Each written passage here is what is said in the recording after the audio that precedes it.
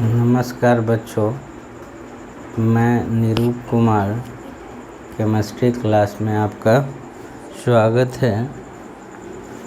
आज हम लोग 2.8 से जो हमारा अभ्यास है वो बनाएंगे। 2.7 तक पहले देख चुके थे, है ना। इसके बाद 2.8 देखेंगे। अब जो है कि कहता है 222.6 ग्राम एथिलीन ग्लाइकोल है, जिसका सूत्र दे दिया है C2H4OH हॉल 2। उसके बाद जो है उसमें 200 ग्राम जल को मिलाकर प्रतिहीन मिश्रण बनाया गया। मतलब एथिलीन ग्लाइकोल और जल को मिलाकर के प्रतिहीन मिश्रण बनाया गया। उसके बाद जो है विलयन का क्या करना है, मोललता ज्ञात करना है। तो मोललता समझते हो, मोललता विलेय का मोल। तो यहाँ विलेय ये है एथिलीन ग्लाइकोल और पानी है तो वो विलायक हो गया। तो विलेय मोललता मतलब विलेय का मोल है। तो विलेय का मोल विलेय का द्रव्यमान बटे विलेय का मोलर द्रव्यमान C2H4OH हॉल 2, है ना। तो विलेय का द्रव्यमान 222.6 ग्राम। विलेय का मोलर द्रव्यमान इसका 12 दूना 24 4 28 और ये 34 62 हो जाएगा, है ना, 62। तो ये हो गया 62 ग्राम पर मोल। ठीक, विलेय का मोल हो गया गुने विलायक का द्रव्यमान। तो विलायक का द्रव्यमान 200 है, ग्राम में है तो किलोग्राम में 1000 से भाग कर देंगे, ऊपर चला जाए। इसको सोल्व करेंगे तो हमारा आ जाएगा 17.95, है ना, मोललता स्मॉल m। उसी वजह से है आगे जो है मोलरता निकाल। तो मोलरता जो होता है वो विलेय का मोल, तो वही बात है 222.6 ग्राम बटा 62 ग्राम पर मोल, है ना। आगुने ये विलायक, ये इसमें विलायक का द्रव्यमान था, इसमें विलयन का आयतन होता है, लेकिन विलयन का आयतन नहीं दिया है इसमें, हम लोग यहाँ घनत्व दिया है। तो विलयन के द्रव्यमान पता है, इतना एथिलीन ग्लाइकोल है और इतना जल है, दोनों को मिला देंगे तो हमारा विलयन होगा। तो विलयन का वजन दोनों को जोड़ देंगे और द्रव्यमान में घनत्व से भाग देंगे तो हमारा आयतन निकल जाए।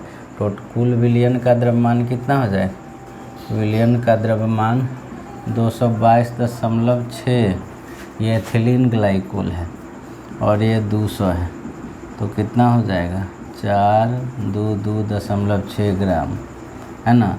तो आयतन कितना हो जाएगा, द्रव्यमान बटा घनत्व 422.6, द्रव्यमान है घनत्व 1.072, है ना। तो ये हो जाएगा 422.6 1.072। ये हमारा आयतन मिलीलीटर में आएगा, 1000 से ऊपर गुना कर देंगे।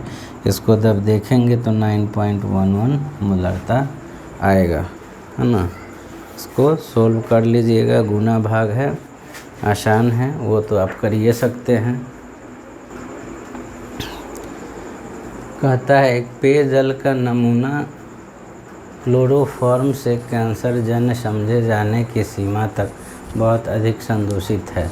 इसमें संदूषण की सीमा जो है वो 15 ppm द्रव्यमान में है। 15 ppm का मतलब हम लोग समझते हैं 15 पार्ट्स पर मिलियन। 15 ppm का मतलब है कि 15 पार्ट्स पर मिलियन, 15 पार्ट्स पर मिलियन, 15 पार्ट्स पर मिलियन, मिलियन। इसका मतलब है 1 मिलियन में 15 ग्राम विलेय है। विलेय कितना हो गया, बराबर 15 ग्राम, और विलयन हमारा कितना हो गया पर मिलियन, मतलब 1 मिलियन 10 के पावर 6 ग्राम। तो विलायक हमारा क्या हो जाएगा, विलयन में से विलय को घटा 10 के पावर 6 माइनस 15, तो ये बहुत अधिक है, उसमें से ये 10 लाख है, उसमें से 15 घटा देंगे तो लगभग 10 के पावर 6 ही होगा। ठीक है। अब हमको कहता है द्रव्यमान प्रतिशत, तो द्रव्यमान प्रतिशत क्या होगा? द्रव्यमान प्रतिशत विलय का द्रव्यमान है ना, विलय का द्रव्यमान 15 ग्राम बटा में विलयन का 10 के पावर 6 ग्राम इंटू क्या 100, तो ये हो जाएगा 10 ऊपर 10 के पावर 4 मतलब 15, ये हो जाए 10 के पावर 6 है ना, ऊपर माइनस 6 ये 0, तो 10 के पावर -4%। ये द्रव्यमान प्रतिशत हो गया पहला। दूसरा कहता है मोललता, है ना, मोललता स्मॉल m से लिखते हैं विलय का मोल, तो विलय का द्रव्यमान बटा मोलर द्रव्यमान, तो 15 ग्राम है, मोलर द्रव्यमान CHCl3 का, CHCl3 का निकालिएगा तो ये 12 + 1 इसका होता है 35.5 × 3, इसको जब पूरा करिएगा तो इसका आता है 119.5, है ना, तो इसका 119.5 ये हो गया मूल। विलायक का वज़न, विलायक लगभग वही बोले हैं 10 के पावर 6 ग्राम में है, तो ऊपर 1000 भाग देंगे ऊपर चला जाएगा। इसको जब सोल्व करिएगा तो आएगा 1.25 × 10 के पावर -4 मोललता। ठीक है।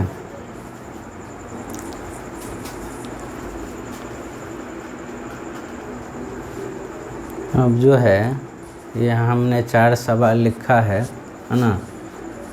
पहला है 2.10 अल्कोहल और जल के विलयन में आणविक अन्योन्य क्रिया की भूमिका क्या है?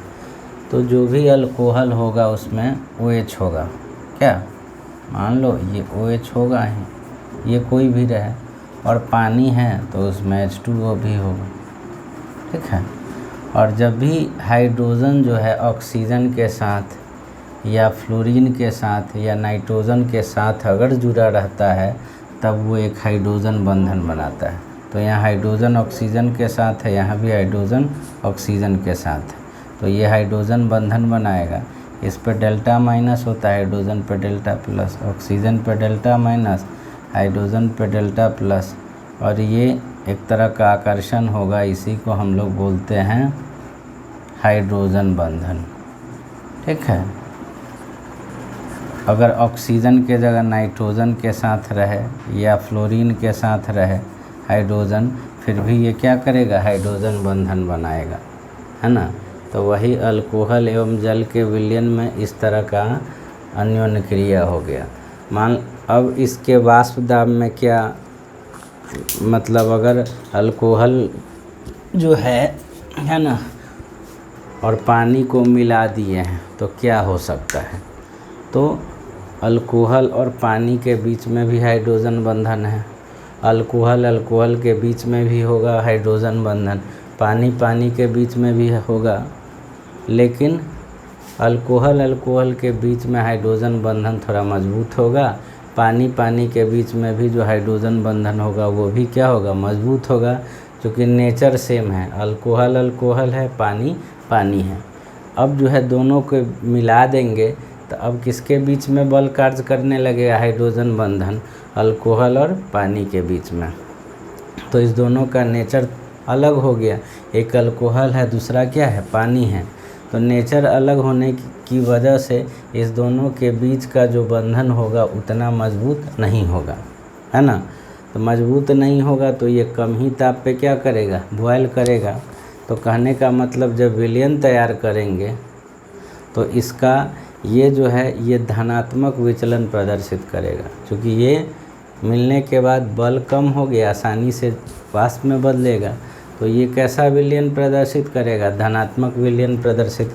ये धनात्मक विचलन प्रदर्शित करने वाले विलयन का ये क्या हो जाएगा, उदाहरण हो जाएगा, है ना। अब जो है दूसरा है ताप बढ़ाने पर गैस की द्रव में विलयता हमेशा कम हो जाती है। क्योंकि गैस को जैसे ही पानी में मिलाते हैं तो ये जो है ऊष्माक्षेपी प्रक्रिया होता है, मतलब ऊष्मा निकलता है। और जब ऊष्मा निकलता है वैसे अभिक्रिया में अगर ताप अगर हम लोग बढ़ाते हैं तो वो अभिक्रिया जो है बैकवर्ड शिफ्ट हो जाता है, मतलब वो घुलना नहीं चाहता है ना। क्योंकि घुलने के लिए ऊष्मा ताप ये है, ये गैस है, इसको हम लोग पानी में घुला रहे हैं तो ये ऊष्माक्षेपी होता है, ऊष्माक्षेपी, ठीक है।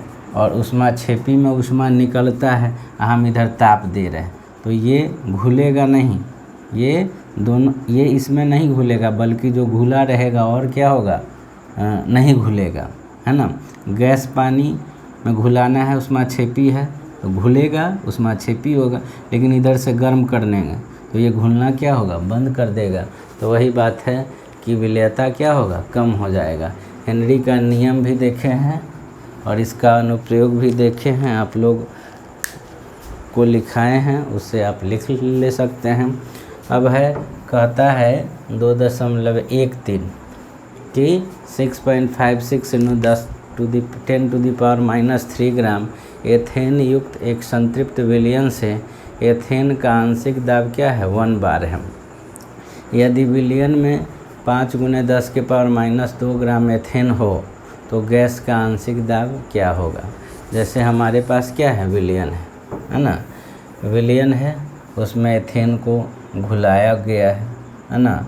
हम लोग देखे हैं ये हेनरी का नियम, हेनरी का नियम क्या कहता है, P = KH × X गैस, ठीक।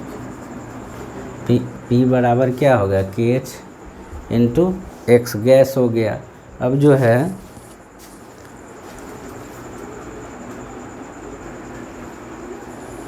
ना, P बराबर क्या होता है, KH × मोल फ्रैक्शन गैस का, एक ये है, दूसरा जो है, लेकिन यहाँ मोल फ्रैक्शन नहीं है किसी का पता हुआ, ठीक है। ये सिर्फ एथेन का एक ही पदार्थ का दिया है, विलयन के बारे में तो कुछ कहा नहीं। तो दूसरा एक और है, हेनरी के नियम में M = KH × P, ठीक है।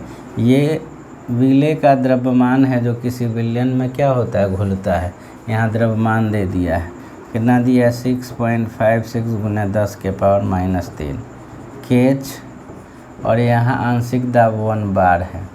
तो इससे हम लोग क्या कर सकते हैं, KH निकाल सकते हैं, ये इधर चला जाएगा 6.56 × 10⁻³ अब दूसरा कहता है कि यदि विलयन में इतना ग्राम इथेन हो तो गैस का आंशिक दाब बताइए। तो M बराबर, इसके लिए भी KH × P, ठीक है।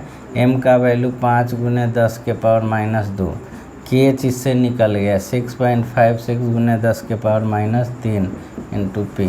तो P बराबर क्या होगा, 5 × 10⁻² बटा में 6.56 × 10⁻³ इसको अगर हम लोग सॉल्व करेंगे तो हमारा जो मान आएगा वो आ जाएगा 0.762 बार, ठीक है।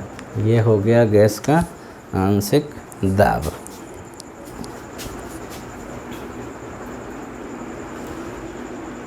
अब जो है 2.14 जो है उसमें कहता है राउल्ट नियम से धनात्मक एवं ऋणात्मक विचलन का क्या अर्थ है, वो हम लोग पढ़े हैं। मिश्रण के लिए डेल्टा H का चिन्ह इन विचलनों से कैसे संबंधित है। धनात्मक विचलन करेगा तो डेल्टा H का मान पॉजिटिव होगा, ऋणात्मक विचलन करेगा तो डेल्टा H का मान क्या होगा, धनात्मक करेगा तो डेल्टा H पॉजिटिव होगा, ऋणात्मक करेगा तो डेल्टा H क्या होगा, नेगेटिव होगा। ये देख लिए थे हम लोग। 15 नंबर ये सवाल जो है कहता है विलायक के सामान्य क्वथनांक पर एक अवाष्पशील विलेय के 2% जलीय विलयन का 1.004 वाष्प दाब है, विलेय का मोलर द्रव्यमान क्या है ना। कहता है 2% मतलब जलीय विलयन है, इसका मतलब है 100 ग्राम अगर विलयन होगा तो 2 ग्राम क्या होगा, विलेय होगा। अवाष्पशील विलेय। तो विलेय कितना है, विलेय बराबर 2 ग्राम है। इसका मोलर द्रव्यमान निकालना, विलयन हमारा 100 ग्राम, 2% का मतलब, तो विलायक हमारा कितना हो गया, 100 में से 2 घटा देंगे तो 98 ग्राम। ठीक है। अब कहता है ये हमारा जैसे ही विलायक में विलेय अगर अवाष्पशील है तो जो वाष्प दाब होगा उसमें क्या होगा, कमी आ जाएगा। तो अब जो वाष्प दाब जो है वो विलेय की वजह से नहीं होगा, सिर्फ विलायक की वजह से होगा, क्योंकि विलेय तो उड़ता नहीं है, यहाँ अवाष्पशील है तो उड़ेगा कैसे। तो यहाँ P टोटल है ना बराबर क्या होगा, P0 ये विलायक है ना, विलायक गुने मोल फ्रैक्शन विलायक का है ना, विलायक। अब बात P0 है ना, हम लोग और P टोटल दिया है, P टोटल दे दिया है हमारा कितना है, P टोटल दिया है 1.00, P टोटल दिया है 1.004 बार। बार जो है वो किसका मात्रक है, दाब का मात्रक होता है। अब जो हमारा देख सकते हैं एक ये है और हमको क्या निकालना है, मोलर द्रव्यमान। ठीक है, तो इससे हम लोग निकाल सकते हैं। ठीक है, इससे हम लोग निकाल सकते हैं। अब जो है P बराबर P0 विलायक, विलायक ठीक है, इंटू x विलायक के जगह पे 1 माइनस हम लोग x विलेय कर सकते हैं, विलेय है ना। इसी सूत्र की सहायता से हम लोग क्या कर देते हैं, ये निकालते हैं P0 A माइनस P बटा P0 A इंटू बराबर विलेय का मूलांश x विलेय। ठीक है, x विलेय लिखते हैं। P0 A कितना है, P0 A देख रहे हैं पानी है ना, तो पानी का जो शुद्ध वाष्प दाब है वो 1 atm होता है, इसको 1.013 बार बोलते हैं। पानी का याद रखना है इस वजह से नहीं, तो 1.013 बार, क्योंकि ये बार में है तो इसको माइनस P टोटल कितना 1.00 बटा P0 A कितना है यहाँ पानी 1.013। विलेय का मोलंश, तो विलेय का मोलंश, विलेय का मोलंश बराबर विलेय का मोल बटा में कुल विलयन का मोल। तो यहाँ जो है पानी का मात्रा 100 है और विलेय का 2 ग्राम, तो बहुत कम है। ये तो क्या है, बहुत कम है। इस वजह से हम लोग, और ये जो सूत्र लिखते हैं हम लोग जो तनु विलयन के लिए लिखते हैं ना, तो यहाँ हम लोग तैयार भी किए थे। विलेय का मोल, विलेय का मोल n विलेय बटा में n विलेय प्लस विलायक, तो विलायक ज़्यादा है इस वजह से n क्या विलायक लिख सकते हैं। ठीक है, अब जो है वह इसको घटाएंगे तो कितना आ जाएगा 0.013 बटा में 1.013। n विलेय का मोल, तो विलेय का द्रव्यमान बटा मोलर द्रव्यमान। ठीक है, विलायक का मोल, तो विलायक का मोल, विलायक का द्रव्यमान कितना है 98 बटा मोलर द्रव्यमान, पानी है ना तो इसका 18 होता है।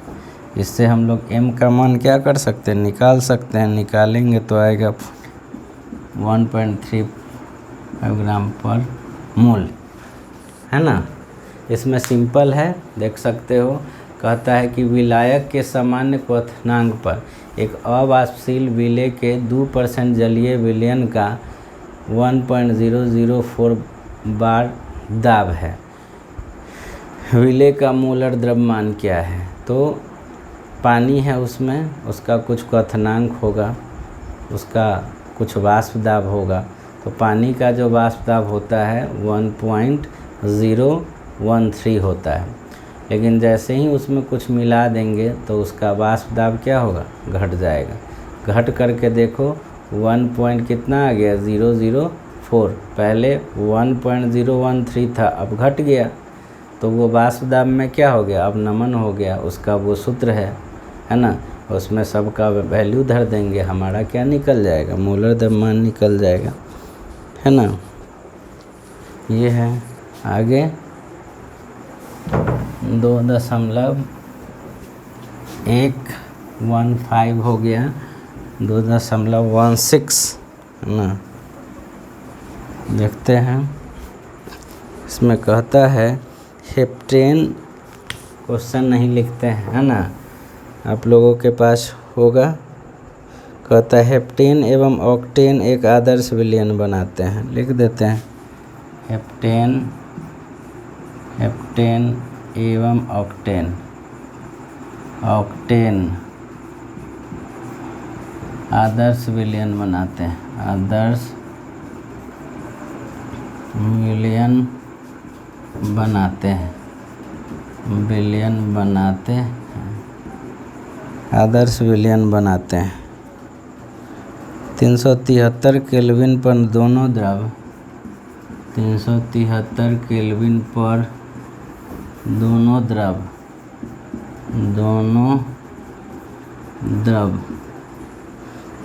द्रव घटकों के वाष्प दाब क्रमशः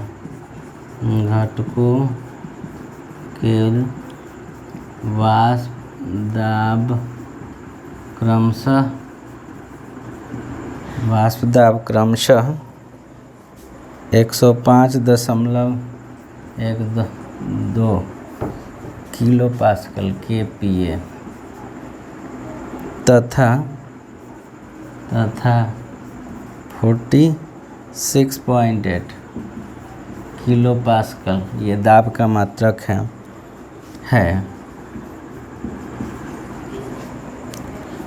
कहता है 26 ग्राम हेप्टेन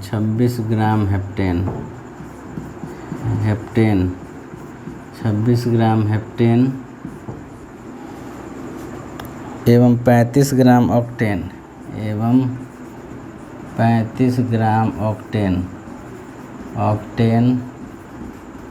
ऑक्टेन का वाष्प दाब क्या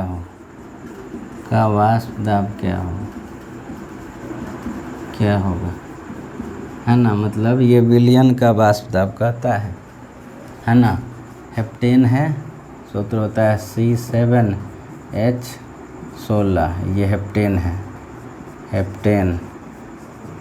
ऑक्टेन है, ऑक्टेन का है C8H18, ठीक है ना। ऑक्टेन का हो गया C8H18। अब कहता है दोनों द्रव के घटकों का ये शुद्ध का वाष्प दाब है, ठीक है। अब हम लोग P टोटल कहता है, P टोटल तब P0A इंटू एक्स है प्लस P0B इंटू XB, ठीक है। P टोटल निकालना है, P0A मान लो हेप्टेन A है, ठीक है। तो इसका कितना है, हेप्टेन का 105.2 ये हो गया इंटू किलो पास्कल इंटू विले का मोल अंश। तो विले ये हेप्टेन कितना है 26 बटा में टोटल मोल, ये 26 मोल इसका निकाल सकते हैं मोल अंश, है ना। इसका मोल अंश कितना हो जाएगा, इसका द्रव्यमान मोल निकालते हैं, मोल द्रव्यमान 26 बटा C7H 62 84 और 16 100 क्या ये 100 हो जाएगा इसका मोल। और इसका हो गया 12 96 और 18 114 तो इसका मोल कितना हो जाएगा, ये 35 बटा 114 है ना। तो इसका हो जाएगा, निकाल सकते हैं इसका मोल अंश। तो इसका मोल 26 बटा 100 बटा में टोटल 26 बटा 100 प्लस 35 बटा 114, ठीक है। प्लस इसका P0B कितना है 46.8 किलो पास्कल इंटू, ठीक है। इसका मोल अंश 35 बटा 114, इसका मोल बटे में कुल मोल 35 114 प्लस 26 बटा क्या 100। इससे हम लोग क्या कर सकते हैं, कुल दाब निकाल सकते हैं। सोल्व करने के बाद आता 12.08 किलो पास्कल, है ना।